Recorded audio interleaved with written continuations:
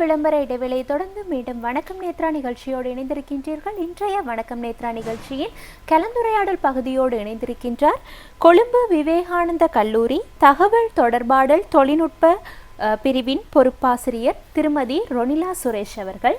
வணக்கம். வணக்கம். எப்படி இருக்கிறீங்க? நல்லா இருக்கேன். அந்த வகையில் இன்று நாங்கள் கொழும்பு விவேகானந்த கல்லூரியை பற்றியான நிறைய விடயங்களை பற்றி கலந்துரையாட இருக்கின்றோம். முதலாவது விடயமாக கொழும்பு விவேகானந்த கல்லூரியின் வரலாற்றை பற்றி தெரிந்து கொள்ளலாம். 1926ஆம் ஆண்டு காலப்பகுதியில், அதாவது தமிழ் பாடசாலைகள் மிகவும் குறைவான காலப்பகுதியில் எமது பாடசாலை வெறும் 25 மாணவர்களையும் 2 ஆசிரியர்களையும் கொண்டு உருவாக்கப்பட்ட பாடசாலை. இந்த பாடசாலையானது 1966ஆம் ஆண்டு அரசாங்கம் பொறுப்பேற்று தற்போது தேசிய பாடசாலை வரை உயர்த்தப்பட்டுள்ளது. முக்கிய விடயமாக இந்த பாடசாலையில் 2018ஆம் ஆண்டு எமது பாடசாலையுடன் வத்தல அருண்மாணிக்க வாசகம் பாடசாலை இணைப்பு பாடசாலை ஆக்கப்பட்டதுடன் மேலும் 2018ஆம் ஆண்டு 13 வருட உத்தரவாத கல்வி திட்டத்தையும் எமது பாடசாலை ஆரம்பித்து தற்போது வெகு சிறப்பாக கொழும்பு பகுதியில் கொழும்பு தலைநகரத்தில் சிறப்பாக இயங்கிக் கொண்டு இருக்கும் பாடசாலையாக தற்போது காணப்படுகின்றது. பாடசாலையின் வரலாற்றை தொடர்ந்து பாடசாலை சரித்திரத்தில் இடம் பிடித்த சம்பவங்கள் ஏராளமாக இருக்கும். அவ்வாறான சம்பவங்களை எங்களோடு பகிர்ந்து கொள்ளலாம். எமது பாடசாலை, அதாவது பாடசாலை என்பது மாணவர்களுக்கு கற்பித்தலில் மட்டும் நின்றுவிடாது. கற்பித்தல் தாண்டி ஒழுக்கம், விளையாட்டு, பல்வேறு துறைகளில் எமது பாடசாலை சிறந்து விளங்குகின்றது. அதாவது கொழும்பு கொட்டகேன என்பது பின்தங்கிய மாணவர்கள் பெரும்பாலும் உள்ள பாடசாலையாகும். இந்த பாடசாலை மாணவர்கள் ஒவ்வொரு உதாரணமாக விளையாட்டுத்துறை, ஊடகத்துறை, எல்லா துறைகளிலும் சிறப்பாக இருக்கின்றார்கள். குறிப்பிட்டு நாம் பெயர் சொல்ல விரும்பவில்லை. இருந்தாலும் எமது பாடசாலை மாணவர்கள் வெளிநாடுகளிலும் தற்போது சிறந்த ஊடகத்துறைகள், விளையாட்டுத்துறைகள், எல்லா துறைகளிலும் சிறந்த மாணவர்களாக விளங்குகின்றார்கள். நீங்கள் கூறியிருந்தீர்கள் உங்களுடைய பாடசாலையினுடனாக இணைக்கப்பட்ட அருண்மாணிக்க வாசகம் ஒன்றிணைப்பு பாடசாலை கட்டிடத்தை பற்றி. அதை பற்றியான தகவல்களை எங்களோடு பகிர்ந்து கொள்ள. 2018ஆம் ஆண்டு, அதாவது கொழும்பு வத்தலை பொறுத்த வரைக்கும் தமிழ் பாடசாலைகள் மிகவும் குறைவு என்ற காரணத்தினால் எமது பாடசாலைக்கு வத்தலையில் இருந்து வரும் மாணவர்களின் எண்ணிக்கை அதிகமாக காணப்பட்டது. வத்தலைக்கும் எமது பாடசாலைக்கும் இடையிலான காலையில் வரும் மாணவர்களுக்கு ஏராளமான சிரமங்கள் காணப்பட்டது. அதனுடன் அந்த சிரமங்களை மாணவர்களுக்கு தவிர்த்து வத்தலை தமிழ் மாணவர்களுக்கும் தேவை, தமிழ் பாடசாலை ஒன்று முக்கியமாக தேவை என்பதற்காக 2018ஆம் ஆண்டு எமது அரசாங்க கல்வி அமைச்சுடன் இணைந்து வத்தலையில் இயங்கிக் கொண்டிருந்த அருண்மாணிக்க வாசகம் தனியாராக இயக்கப்பட்டிருந்த பாடசாலை எமது பாடசாலையுடன் இணைப்பு பாடசாலையாக ஆரம்பிக்கப்பட்டது. தற்போது ஆரம்பிக்கப்பட்ட காலங்களில் தரம் 1 மட்டும் ஆரம்பிக்கப்பட்டு தற்போது தரம் 7 வரைக்கும், அதாவது தரம் 1 கல்வி கற்ற மாணவர்கள் தற்போது தரம் 7 கல்வி கற்று வருகின்றார்கள். இவர்கள் தரம் 8, தரம் 9 என்று வரும்போது உயர்தரம் வரை இப்பாடசாலை ஆரம்பிக்கப்பட இருக்கின்றது. பொதுவாக இந்த பாடசாலை ஆரம்பிக்கப்படுவதற்கு முன்பும் ஆரம்பிக்கப்பட்ட பின்பும் மாணவர்களுக்கு இடையிலான வித்தியாசங்கள் ஏதாவது தெரியும்? கட்டாயமாக தரம் 7 வரைக்கும் இருக்கும் மாணவர்கள் சிறுவர்கள். அவர்கள் காலையில் போக்குவரத்து நிமித்தம் பாடசாலை வந்து நிறைய சிரமங்களை எதிர்கொண்டு வருகின்றனர். அவர்களுக்கு தற்போது இவ்வாறான சிரமங்கள் நீங்கள் அறிந்திருப்பீர்கள். வத்தலையில் ஒரே ஒரு தமிழ் பாடசாலை இருக்கின்றது. எனவே இவர்களுக்கான வாய்ப்புகள் தற்போது அதிகமாக காணப்படுகின்றது. எனவே பாடசாலை அபிவிருத்தி சங்கம் மற்றும் பழைய மாணவர்கள் இணைந்து இந்த பாடசாலைக்கும் தேவையான வளங்களை கல்வி அமைச்சினூடாகவும் ஏனைய நலன் விரும்பிகளுடன் பல்வேறு விதமான வளங்களை பெற்று இந்த பாடசாலை தற்போது சிறப்பாக இயங்கிக் கொண்டிருக்கின்றது. பொதுவாக ஒரு பதம் பாவிக்கப்படுகின்றது, 13 வருட உத்தரவாத கல்வி திட்டம் என்ற பதம். அந்த பதத்தை எங்களுக்கு விளங்கப்படுத்த முடியும்? 13 வருட உத்தரவாத கல்வி திட்டம் என்பது மாணவர்கள் சாதாரண தரம் வரை வந்து கற்றுவிட்டு உயர்தரத்துக்கு தகுதி பெறாமல் போற சந்தர்ப்பங்கள் உண்டு. அவ்வாறான மாணவர்களை கல்வி அமைச்சு எடுத்த தீர்மானத்தின்படி அவர்களுக்கான தொழிற்கல்வி, ஏனென்றால் உயர்தரம் கற்காமல் திடீரென்று ஒரு வேலை உலகுக்கு மாணவர்கள் வந்து எடுத்தவுடன் செல்வதற்கு கட்டாயம் முடியாத ஒரு விஷயம்.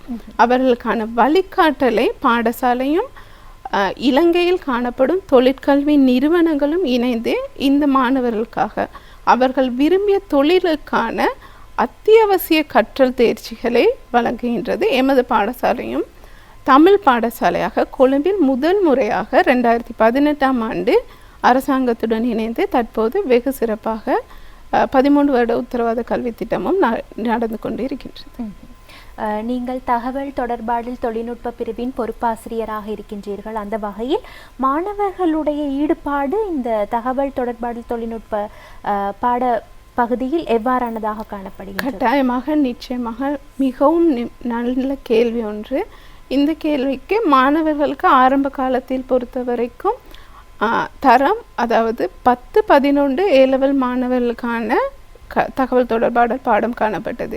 தற்போது அரசாங்கம் இதனை தரம் 6 முதல் 9 வரை, அதாவது பாட புத்தகம், பயிற்சி புத்தகங்கள் வழங்கி கற்றல் கற்பித்தல் செயற்பாடுகளை ஊக்குவிக்கின்றது. எதிர்வரும் காலங்களில் தொழில்நுட்ப அறிவின்றி மாணவர்களால் வேலை உலகுக்கு இலகுவாக உள்நுழைய முடியாது. இந்த நோக்கத்தை அடிப்படையாக கொண்டு மாணவர்களுக்கு போதுமான அளவு தொழில்நுட்ப அறிவு, எண்மான எழுத்தறிவு அறிவு, அதாவது மாணவர்கள் ஒரு தொழில்நுட்பத்தை எவ்வாறு பயன்படுத்த வேண்டும், பயன்படுத்துவதனால் ஏற்படும் நன்மைகள் போன்று தீமைகளும் காணப்படுகின்றன. தீமைகள் வரை மாணவர்களுக்கு மிகவும் எளிய முறையில் தற்போதைய அரசாங்கம் மாணவர்களுக்கு தொழில்நுட்ப அறிவை இலகுவாக கொண்டு செல்கின்றது. இதில் முக்கியமான விடயம் தரம் 6 முதல் 9 வரை தகவல் தொடர்பாடல் பாடம் இருந்தாலும் இதனை ஒரு வினாத்தாளாக மாணவர்களுக்கு நாங்கள் கொண்டு பரீட்சைக்கு கட்டாயமாக செய்ய வேண்டிய பாடமாக இல்லை. மாணவர்கள் விரும்பி இலகுவாக படிப்பிக்கக்கூடிய, அதாவது கிழமைக்கு ஒரே ஒரு பாட வேலை. அப்போ மாணவர்கள் விரும்பிய கணனி ஆய்வுக்கூடத்திற்கு வருவது, கணனிகள் எல்லா மாணவர்களுக்கும் வீட்டில் கணனிகள் பயன்படுத்துவதற்கான வாய்ப்புகள் குறைவு. அப்போ 10 வயதிற்கு மேற்பட்ட மாணவர்கள் அதனை பாவிக்கும் போது அதனால் ஏற்படும் நன்மைகள், முக்கியமாக நம்ம மாணவர்கள் 2 பக்கமும் பார்க்க வேண்டும். நன்மைகள் தீமைகள் காணப்படுகின்றன. இரண்டிலுமே நம்ம மாணவர்களுக்கு பாதிப்பான பக்கங்களை தவிர்த்து மாணவர்களுக்கு சாதகமான பக்கங்களை காண்பிக்கக்கூடிய சந்தர்ப்பத்தை இந்த அரசாங்கம் வழங்கியுள்ளது.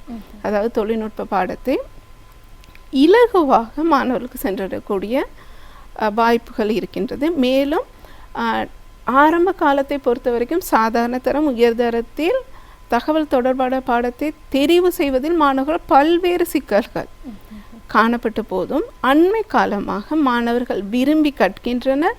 கற்பது மட்டுமல்லாமல் 100% சித்திகளையும் பெற்றுக்கொள்கின்றனர். இப்போ சித்திகள் பெறும்போது அவர்கள் உயர்கல்விக்காக இருக்கலாம், தொழிற்துறைகளுக்காக இருக்கலாம், ஒவ்வொரு துறைக்கும் இலகுவாக மாணவர்கள் வேலை உலகுக்கு தயாராகி வருகின்றார்கள். பொதுவாக இந்த ஐசிடி என்ற பாடமானது ஒரு குறுகிய கால பகுதியில் 6ஆம் வகுப்பு தொடக்கம் 11ஆம் வகுப்பு வரை அறிமுகப்படுத்தப்பட்ட பாடமாக இருக்கின்றது. இல்லை, 6ஆம் வகுப்பு தொடங்கும் 9ஆம் வகுப்பு வரை அண்மையில் அறிமுகப்படுத்தப்பட்டது. தரம் 10-11 தொகுதி பாடங்களில் மாணவர்கள் தெரிவு செய்ய வேண்டும். அனைத்து மாணவர்களுக்கும் அவ்வாறான சந்தர்ப்பங்கள் இல்லை. மாணவர்கள் தெரிவு செய்யும் போது தெரிவு செய்கின்ற மாணவர்களுக்கு கணனியை பயன்படுத்துவது, கணனி ஆய்வுக்கூடத்திற்கு வருவது, தகவல் தொடர்பாடல் தொழில்நுட்ப சம்பந்தமான அறிவுகளை பெற்றுக்கொள்ளக்கூடியதாக இருந்தது. யார் தகவல் தொடர்பான தொழில்நுட்பத்தை தெரிவு செய்கின்றார்கள், தற்போது கட்டாயமாக்கப்பட்டதினால் தரம் 9 முதல் 10ஆம் வரை 9ஆம் ஆண்டு வரை மாணவர்களுக்கு கட்டாயமாக்கப்பட்டதினால் எல்லா மாணவர்களும் கணனி சம்பந்தமான, அதாவது தகவல் தொடர்பான தொழில்நுட்ப சம்பந்தமான அறிவினை பெற்று வருகின்றார்கள். பொதுவாக இப்பொழுது கொழும்பு விவேகானந்த கல்லூரியானது 100ஆண்டை எட்டி நகர்ந்து கொண்டிருக்கின்றது. அது தொடர்பான தகவல்களை எமது கல்லூரி அதாவது 1926ஆம் ஆண்டு ஆரம்பிக்கப்பட்டது. அரசாங்க பாடசாலையாக ஆரம்பிக்கப்படவில்லை.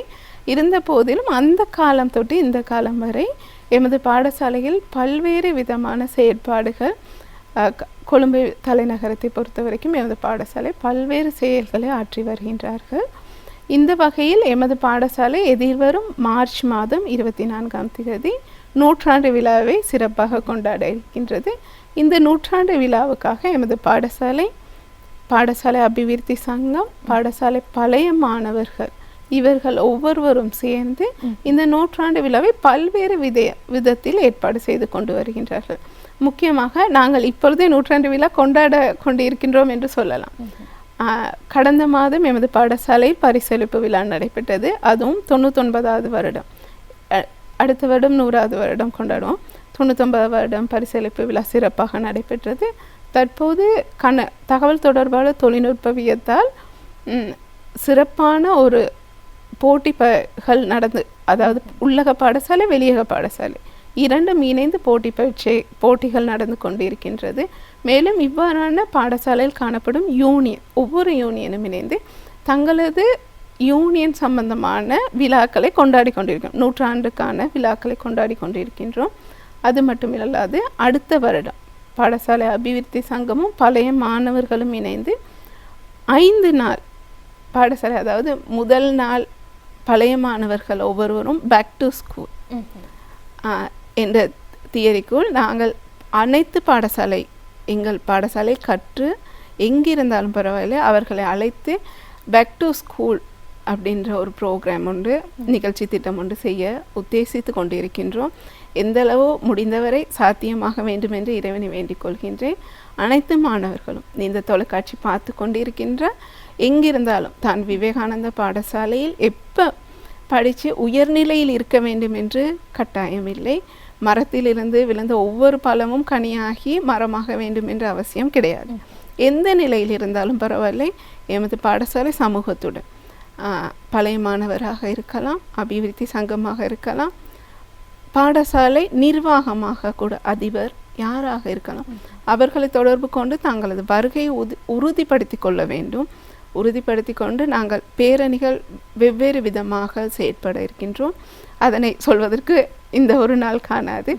எங்களை தொடர்பு படுத்தும் சந்தர்ப்பத்தில் அது சம்பந்தமான மேலதிக தகவல்களை நாங்கள் இன்றைய தினம் எவ்வாறு செய்ய போகின்றோம். வாகன பேரணி இருக்குது, பேக் டு ஸ்கூல் இருக்குது, பழைய மாணவர்களுக்கான ஒன்று கூடல், இவ்வாறான பல இதுகளும், மேலும் எமது பாடசாலையில் கற்பித்த ஆசிரியர்கள், எங்களால் ஒரு குறிப்பிட்ட வருட ஆசிரியர்களை தொடர்பு படுத்தி கொள்ள முடியும். அதற்கு முன் மாணவர்களுக்கு படிப்பித்த ஆசிரியர்கள் இவர்களும் எங்களை தாராளமாக தொடர்பு கொள்ளலாம். எங்களது இணையதளம் இல்லை முகப்புத்தகம், பாடசாலை மின்னஞ்சல், ஏதேனும் ஒரு வகையில் எம்மை தொடர்பு கொண்டால் அவர்களுக்கான கௌரவிப்பு நிகழ்வு. பாடசாலையில் கற்பித்து ஒவ்வொரு ஆசிரியரும் ஏதோ ஒரு மாணவரை உருவாக்கி சென்றிருக்க வேண்டும். நிச்சயமாக ஒவ்வொரு ஆசிரியர்களும் 100 வருட காலங்களில் எந்த ஆசிரியராக இருந்தாலும் பரவாயில்லை, அவர்களுக்கான கௌரவிப்பு செயற்பாடும் இருக்கின்றது. பழைய மாணவர்கள் எம்மை விட்டு பிரிந்து வேறு பாடசாலையிலோ இல்லை ஓய்வு பெற்றோ இருக்கும் அதிபர்கள், ஆசிரியர்கள் எம்மை நிச்சயமாக தொடர்பு கொள்ள வேண்டும் என்பது எனது ஆசையாக உள்ளது. இந்த நூற்றாண்டு விழா தொடர்பாக மாணவர்களின் ஆர்வம், அதிபரின் செயற்பாடு எவ்வாறானதாக இருக்கின்றது? அதிபரின் செயற்பாடு, எமது அதிபர் நூற்றாண்டு விழா ஆரம்பிப்பதற்கு முன்பே, அதாவது அடுத்த வருடம் 2026ஆம் ஆண்டு எமது பாடசாலை நூற்றாண்டு விழா அவர் தற்போதே ஆரம்பித்து விட்டார். அவரது ஆர்வம் மிகவும் அதிகமாக காணப்படுகின்றது. அவரது ஒவ்வொரு மாணவர்கள் இணைப்பாட விதான செயற்பாடுகள் மட்டுமன்றி கல்வியிலும் அவர்கள் எவ்வாறு செயல்பட வேண்டும், அதாவது தற்போது இணைப்பாட விதான செயற்பாடுகள் அனைத்தும் பாடசாலையில் நடைபெறுகின்றன. கற்றல் கற்பித்தலில் எவ்வித தடைகளும் இன்றி பாடசாலை முடிவடைந்த பின் இவ்வாறான வேலைகளில் தான் இணைப்பாட விதான செயற்பாடுகள் நடந்த வண்ணம் இருக்கின்றன. மற்றும்படி எமது பாடசாலை பொறுத்த வரைக்கும் நான் ஏற்கனவே கூறியது போல் வறிய மாணவர்கள் அதிகம் காணப்படுகின்றார்கள். எழுத வாசிக்க தெரியாத மாணவர்கள் கூட, தமது தாய்மொழி எழுத வாசிக்க தெரியாத மாணவர்கள், சாதாரண கணித செய்கைகளை செய்ய முடியாத மாணவர்கள் காணப்படுகின்றார்கள். இவ்வாறு மாணவர்களை இனங்கண்டு இவர்களுக்கு ஒரு வழிகாட்டல், இவர்களுக்கான வெளி வளவாளர்கள், எமது பாடசாலை வளவாளர்கள் போதுமான அளவு இருந்த போதும் இவர்களை தாண்டியும் இவர்களுக்கு விசேட தேவையுடைய மாணவர்களும் இருக்கின்றார்கள். அவர்கள் போன்ற மாணவர்களுக்கு எவ்வாறு கற்பித்தல் என்பது வெறுமனே பரீட்சைக்கான மட்டுமல்ல, வேலை உலகுக்கு, மாணவர்கள் எதிர்காலத்திற்கு, மாணவர்கள் நன்னடத்தைக்கு இவை முக்கியமான அம்சம். எனவே இவற்றை மாணவர்களிடம் எவ்வாறு கொண்டு செல்வது என்பதை எமது அதிபர் தற்போது வெகு சிறப்பாக செய்து கொண்டிருக்கின்றார். அவரது ஒவ்வொரு நாளும் ஒவ்வொரு திட்டம் வைத்து கொண்டிருக்கிறார். இன்னைக்கு சாதாரண தரமானவர்களுக்கு இது செய்யறது, உயர்தரமானவர்களுக்கு இது, புலமை பரீட்சை மாணவர்களுக்கு இது, விசேட தேவையுள்ள மாணவர்கள், கற்கின்ற மாணவர்கள் எவ்வாறான சந்தர்ப்பத்திலும் கற்று முன்னேற முடியும். கற்கவே முடியாது, குடும்ப சூழல் அதற்கு பொருத்தமான இல்லை அப்படின்ற தெரிகிற மாணவர்களையும் எமது பாடசாலை பகுதி தலைவர்கள், பாட இணைப்பாளர்கள் இவர்கள் மூலம் அறிந்து கொண்டு அவர்களுக்கான விசேட வேலை திட்டங்களையும் தற்போது செய்து வருகின்றார். எனவே தற்காலத்தில் குறிப்பிட்ட சில காலங்களாக எமது பாடசாலை கல்வியிலும் பெரிய அளவு மாற்றங்கள் ஏற்பட்டு வருகின்றது. தொடர்பாக நீங்கள் இந்த ஐசிடி தொடர்பாக பார்ப்போமே, ஆனால் இந்த ஐசிடி ஒன்றியம் என ஒரு ஒன்றியம் உங்களுடைய பாடசாலையில் இருப்பதாக சொன்னீர்கள். அதை பற்றி நேயர்களுடன் பகிர்ந்து கொள்ளலாம். ஐசிடி ஒன்றியம் என்பதும் எமது பாடசாலையின் 100ஆண்டு விழாவுக்காக அதிபர் ஊடக பிரிவு என்ற எமது ஒன்றியம் காணப்பட்டது. தகவல் தொடர்பாடல் என்ற ஒரு ஒன்றியம் நாங்கள் ஆரம்பிக்கவில்லை. அப்போ அதிபரின் வழிகாட்டலில் இவ்வாறு நாமும் சில மாற்றங்களை எமது பாடசாலை மாணவர்கள் ஆர்வம் என்பது மாணவர்களுக்கு தற்போது சொல்ல முடியாத அளவுக்கு ஆர்வமாக இருக்கின்றார்கள். தரம் 1 முதல் உயர்தரம் வரை கற்ற மாணவர்களுக்கான போட்டி பரீட்சைகள் என்பது செய்முறை. இப்போ கல்வி திட்டத்தை பொறுத்த வரைக்கும் ஐடி என்பது செய்முறை பரீட்சை கிடையாது. நாங்கள் கற்றவற்றை மாணவர்கள் எழுதி புள்ளிகள் பெற வேண்டும். செய்முறை பரீட்சை இல்லை. எனவே மாணவர்கள் செய்து காட்டுவதில் ஆர்வமாக இருக்கின்றார்கள். தரம் 1 மாணவர்கள் கூட ஒரு விஷயத்தை தெரிந்து கொள்வதில், கணனியை பாவிப்பதில் பெரிய ஆர்வத்தை காட்டுகின்றார்கள். இவர்களுக்கான வழிகாட்டல், எவ்வாறு ஒரு தொடர்பாடல் சாதனத்தை கையாளுவது என்பது தொடர்பான வழிகாட்டலாக எமது ஒன்றியம் இயங்கிக் கொண்டிருக்கின்றது. உள்ளக மட்டுமன்றி வெளியக எமது பாடசாலையை அண்மித்த 25 மேற்பட்ட பாடசாலைகளை நாங்கள் அழைத்திருக்கின்றோம் இந்த ஒன்றியத்துடன் சேர்ந்து செயற்படுவதற்கு. இது எதிர்வரும் 27ஆம் தேதி வெகு சிறப்பாக இறுதி நாள் நடைபெற இருக்கின்றது. பொதுவாக எல்லா துறைகளிலும் தற்போது பார்த்தோமே, ஆனால் இந்த ஆர்டிஃபிஷியல் இன்டெலிஜென்ஸ் ஏஐ தொழில்நுட்பம் உலகளாவிய ரீதியில் எல்லா துறைகளிலும் பரவி இருக்கின்றது என்றுதான் கூற வேண்டும். அந்த வகையில் அதன் அடிப்படையிலான அறிவுகளை, அதன் அடிப்படையிலான விளக்கங்களை மாணவர்களுக்கு நீங்கள் எவ்வாறு கொண்டு போய் சேர்க்கின்றீர்கள்? மாணவர்களுக்கு அதன் அடிப்படையிலான விளக்கங்களை நான் வழங்க தேவையில்லாத சூழலை தற்போது தகவல் தொடர்பாளர் தொழில்நுட்பம் வழங்கி கொண்டிருக்கின்றது. நான் ஒருபடி சொல்லும் போது மாணவர்கள் தேடி கற்றலுக்கான, அதாவது ஏஐ தொழில்நுட்பத்தை கற்பதற்கான ஆர்வம் மாணவர்களிடம் அதிகம் காணப்படும். மாணவர்கள் இலகுவாக முன்னேற தற்போது முயற்சி செய்து கொண்டிருக்கின்றார்கள். அந்த வகையில் மாணவர்கள் தொழில்நுட்பத்தை இலகுவாக எவ்வாறு கையாளலாம், ஏஐ தொழில்நுட்பம் உங்களுக்கு தெரியும் சிரமம் எதுவும் இல்லை, அந்த சிரமத்தை இல்லாமல் எவ்வாறு கற்கலாம் என்பதை மாணவர்கள் வெகு ஆர்வமாக தொழிற்படுகின்றார்கள். இந்த கருவிகளை கையாளும் போது ஆசிரியர்களாகிய நாங்கள், முக்கியமாக பெற்றோர்கள், எவ்வாறு இந்த தொழில்நுட்பத்தை கையாளுகின்றார்கள், இதில் இலகுவாக பாதிப்புகள் ஏற்படுவதற்கான வாய்ப்புகள் அதிகம் காணப்படுகின்றது. எனவே பெற்றோர்கள், ஆசிரியர்கள், சிறுவர்கள் வழிகாட்ட வேண்டியது எமது கடமை. அவர்களை சூழ உள்ளவர்கள் கட்டாயமாக இவர்கள் ஏஐ தொழில்நுட்பத்தை எவ்வாறு பயன்படுத்துகின்றார்கள், எதற்காக பயன்படுத்துகின்றார்கள், எவ்வளவு நேரம் பயன்படுத்துகின்றார்கள் என்பதனை கட்டாயம் பார்க்க வேண்டிய அவசியம் காணப்படுகின்றது. இந்த ஏஐ தொழில்நுட்பம், ஐசிடி தொடர்பான அறிவு என்பவற்றை மாணவர்களுக்கிடையே நீங்கள் கொண்டு போய் செலுத்தும் பொழுது எவ்வாறான சவால்களை முகம் கொடுக்க வேண்டியதாக? கட்டாயமாக எமது பாடசாலை தேசிய பாடசாலை இருந்தாலும் சில வள ஒதுக்கீடுகள் பிரச்சனை காணப்படுகின்றது. இப்போ நான் ஏற்கனவே கூறியது போல் தரம் 6 முதல் 9 வரையான மாணவர்கள் கட்டாயமாக தகவல் தொடர்பாடல் தொழில்நுட்பம் கற்பிக்க வேண்டும். ஒரு வகுப்பறையில் மாணவர்கள் 40 பேர் இருக்கின்றார்கள் என்றால் 40 பேருக்கும் ஒரு குறிப்பிட்ட பாட வேளையில் கணனி ஆய்வுக்கூடத்திற்கு கூட்டி செல்வதோ கணனிகளை பாவிப்பதற்கான வாய்ப்புகளை 40 மாணவர்களுக்கு ஒரு நேரத்தில் வழங்குவது சிரமமாக காணப்படுகின்றது. ஏனென்றால் 40 கணனிகளை கொண்ட ஆய்வுக்கூடம் ஒன்று அல்லது ஒன்றுக்கு மேற்பட்ட கணனி ஆய்வுக்கூடம் தேவை. என் தரம் 6 முதல் 9 வரை இப்போ எமது பாடசாலையில் 5 சமாந்தர வகுப்புகள் காணப்படுகின்றன. 5 சமாந்தர வகுப்புகளுக்கும் ஏனைய ஆசிரியர்கள் செல்லும் போது இவ்வாறான வாய்ப்புகள் வள ஒதுக்கீடு சம்பந்தமான ஏராளமான பிரச்சனைகள் எனது பாடசாலையில் மட்டுமல்ல ஏனைய ஒவ்வொரு பாடசாலையிலும் காணப்படும். அதாவது அபிவிருத்தி அடைந்த பாடசாலைகள் பெரிய பாடசாலைகளை தவிர ஒவ்வொரு பாடசாலையிலும் இந்த பிரச்சனைகள் சிக்கல்கள் காணப்படுகின்றன. மாணவர்களுக்கு நாம் என்னத்தான் எண்மான எழுத்தறிவை மாணவர்கள் மத்தியில் வழங்கப் போகின்றோம் என்று எண்ணினாலும் இதற்கு தகுந்த சாதனம் வள ஒதுக்கீடு தற்போது சிக்கலாக அரசாங்கத்திற்கும் கூட சிக்கலாகவே காணப்படுகின்றது. அந்த வகையில் இன்றைய வணக்கம் நேத்ரா நிகழ்ச்சியின் கலந்துரையாடல் பகுதியிலிருந்து விடைபெறும் நேரத்தையும் நெருங்கிவிட்டோம். அந்த வகையில் இன்று கொழும்பு விவேகானந்த கல்லூரியின் 100ஆண்டு விழா தொடர்பாகவும் ICT பிரிவு தொடர்பான தகவல்களையும் எங்களோடு வழங்கியிருந்தார் தகவல் தொடர்பாடல் தொழில்நுட்ப பொறுப்பாசிரியர் திருமதி ரொனிலா சுரேஷ் அவர்களுக்கு இவ்வேளையில் நன்றிகளை தெரிவித்துக் நன்றி. இன்னும் ஒரு வணக்கம் நேத்ரா நிகழ்ச்சியினூடாக உங்களை சந்திக்கும் வரை தயாரிப்பாளர் தனஞ்சயன் அவர்களுக்கு நன்றிகளை கூறிக்கொண்டு உங்களிடமிருந்து விடைபெறும் நான் மனோஷியா திருமேனி. நன்றி, வணக்கம்.